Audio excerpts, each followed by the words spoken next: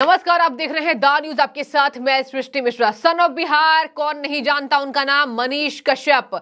मनीष कश्यप एक सच्चे पत्रकार, एक यूट्यूबर, बिहार के फेमस। और देखिए, यहां पर पत्रकारिता का इतना झंडा गाड़ दिया कि सरकार को परेशान होकर रहने से लगाना पड़ा। और देखिए, ये मैं नहीं कह रही हूं, यह मनीष कश्यप ने कहा है कि सरकार मुझसे परेशान हो गई और रहने से लगा दिया।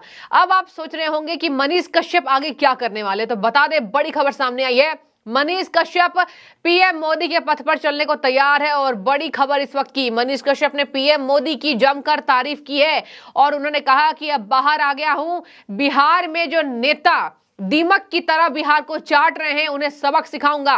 पीएम मोदी जैसे इन नेताओं को समझाते हैं वैसे उनकी भाषा में उनको समझाऊंगा। बड़ी खबर इस वक्त की, पीएम मोदी के राह पर मनीष कश्यप। और देखिए, पीएम मोदी से प्रेरणा लेते हुए और कह रहे हैं कि नेताओं को उनकी भाषा में ही समझाना जरूरी है। यानी कि ये तमाम नेता, ये वो लोग नेता हैं जिनके वजह से मनीष कश्यप आज जेल में रहे हैं, ऐसा मनीष कश्यप का कहना है। आपको बता दें, मनीष कश्यप अब हो चुके हैं स्वतंत्र, जेल से हो चुके हैं रिहा। बेऊर जेल में बंद थे। तमिलनाडु में एनएसए लगा, तमिलनाडु में 6 केसेस, बिहार में 7 केसेस, टोटल 1 दर्जन से ज्यादा मामले दर्ज मनीष कश्यप पर।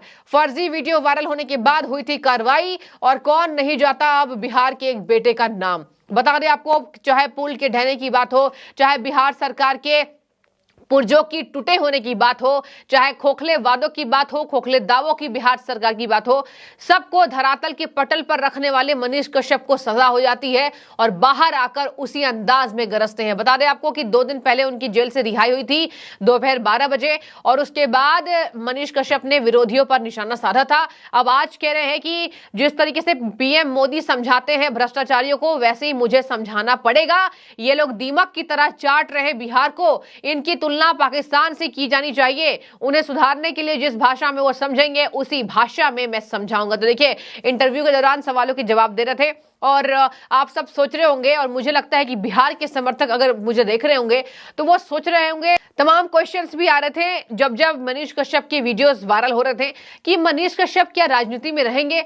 सबसे पहले तो मैं आपको बता दूं, उन्होंने ऐलान किया कि वो राजनीति नहीं करेंगे, वो बिहार की सच्चाई को उजागर करेंगे जो कि उनके युवाओं के लिए, बिहार की जनता के लिए सरोकार में होगी और बिहार की जनता के लिए फायदेमंद की सौदेबाजी होगी। आपको बता दें, मनीष कश्यप को राजनेता बताने वाले देश के जाने माने सुप्रीमो अधिवक्ता कपिल सिब्बल थे, जो उन्होंने कहा कि ये यूट्यूबर है लेकिन राजनेता की तरह है, ये राजनीति करता है बिहार में। तो देखिए, यहां पर दर्शकों, बिहार सरकार की अगर पुर्जे को खोलकर रख रहे हैं, क्या खामियां हैं, किस तरीके से वहां निर्माण कार्य हो रहे हैं, क्या सच्चाई है, कितने पैसे का बजट पास किया जाता है, लेकिन कितने पैसे लगाकर बिहार सरकार के समक्ष जनता की सेवा की जाती है, तो इन तमाम मुद्दों को मनीष कश्यप ने रखा और 9 महीने जेल में रहे। आपको बता दें, मनीष कश्यप ने कहा कि मुझे अपराधियों की तरह ट्रीट किया गया, मैं कभी नहीं भूल सकता, काले पानी की सजा मुझे मिली। देखिए, काला पानी वो तमिलनाडु की जेल को बता रहे हैं। आपको याद होगा, मदुरई, यहां पर कोर्ट से उनको राहत नहीं मिली थी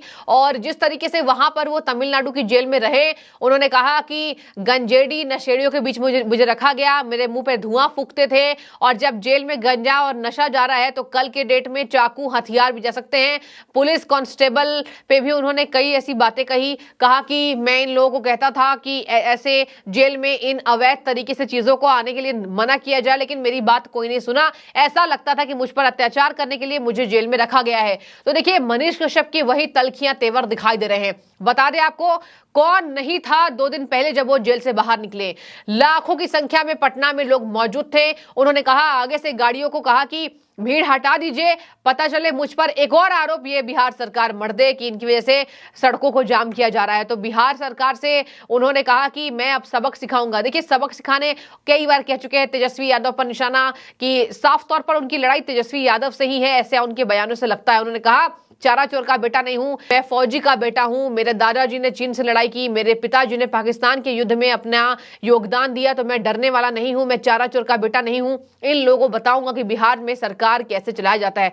आपको याद होगा, उन्होंने कहा कि मैं 6 महीने चुप रहा, जब भी मुझे पेश किया जाता था तो मैं आने जाने के वक्त एक भी मुंह नहीं खोलता था, मैं जानता था मुझ पर FIR हो जाएगा और इसी वजह से मैं चुपचाप सहन करता रहा। लेकिन अब वो घड़ी बीत चुकी है। 9 महीने का देखिए इंतजार, और 9 महीने कोई कम नहीं होता है। एक वीडियो वायरल करने के लिए 9 महीने काफी होते हैं।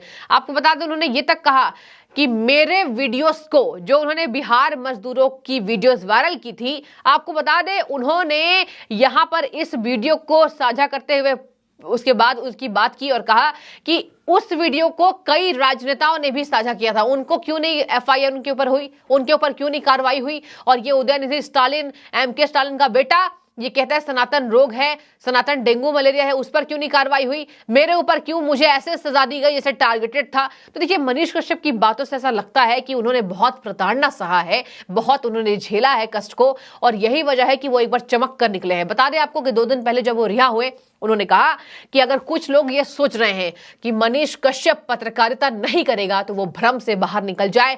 कलम के सिपाही और यहां कभी नहीं रुकते, कभी नहीं झुकते, ना किसी से डरते, आगे बढ़ते रहते हैं। तो कलम के सिपाही यानी पत्रकार अपने आप को बता रहे हैं और है भी। तो उन्होंने कहा कि मैं डरूंगा नहीं, मैं झुकूंगा नहीं, इन लोगों को सबक सिखाऊंगा।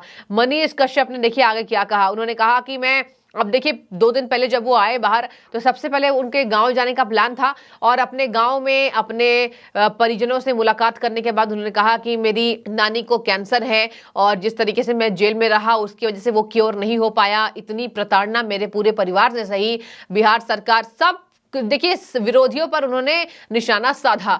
और यहां पर देखने वाली ये बात हो जाती है कि अब कैसे आक्रामकता के साथ पत्रकारिता करेंगे, क्योंकि अंदाज तो वही दिखाई दे रहे हैं, तलखियां तेवर वही अंदाज, उसी भाषा में बात कर रहे हैं। और देखिए आगे क्या कहा, उन्होंने कहा कि उनके खिलाफ कोई कार्रवाई नहीं हुई लेकिन मुझे फंसाया गया है जबरदस्ती। आपकी विचारधारा किस पार्टी से मिलती है, जब उन्होंने कहा, उनसे पूछा गया, पत्रकार ने पूछा इंटरव्यू के दौरान कि मनीष जी आपकी विचारधारा किससे मिलती है, तो उन्होंने कहा कि मेरी विचारधारा किसी पार्टी से नहीं बल्कि राष्ट्रवाद है और सनातन धर्म से मेरी विचारधारा मिलती है। इसके साथ मैं आपको बता दूं, उन्होंने कहा कि मेरे एक वीडियो को शेयर किया तो मेरा खाता सीज किया गया, मुझे जेल में डाला गया, मेरे कंपनी के स्टाफ के खिलाफ एफआईआर दर्ज की गई, लेकिन जो लोग संसद भवन के अंदर घुसे उनके घर तक को बिहार में सीज नहीं किया गया है।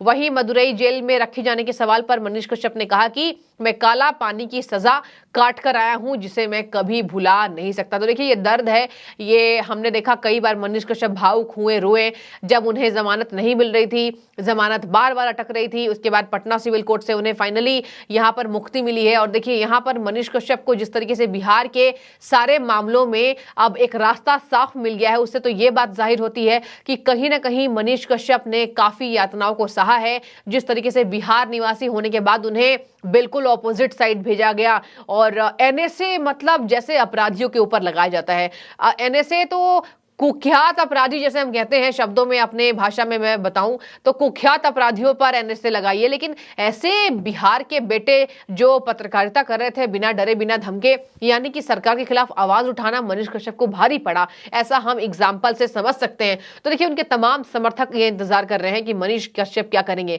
और मनीष कश्यप केवल बिहार के नहीं, अब भारत के बेटे बन चुके हैं। उनकी इतनी प्रसिद्धि अब उन्हें प्राप्त हो चुकी है कि ऐसा लगता है कि आने वाले समय में वो जरूर कुछ बड़ा बिहार की जनता के लिए करेंगे। तो ये पूरी खबर थी प्रधानमंत्री से प्रभावित, और कहा जैसे वो भाषा में समझाते हैं वैसे ही भाषा में मैं यहां नेताओं को समझाऊंगा। देखने वाली बात होगी। तलखियां तेवर तो काफी आगे दिखाई दे रही है, अब करते क्या है इस पर हमारी नजरें टिकी रहेंगी। आपकी जो भी राय हो जरूर रखें आप। शुक्रिया।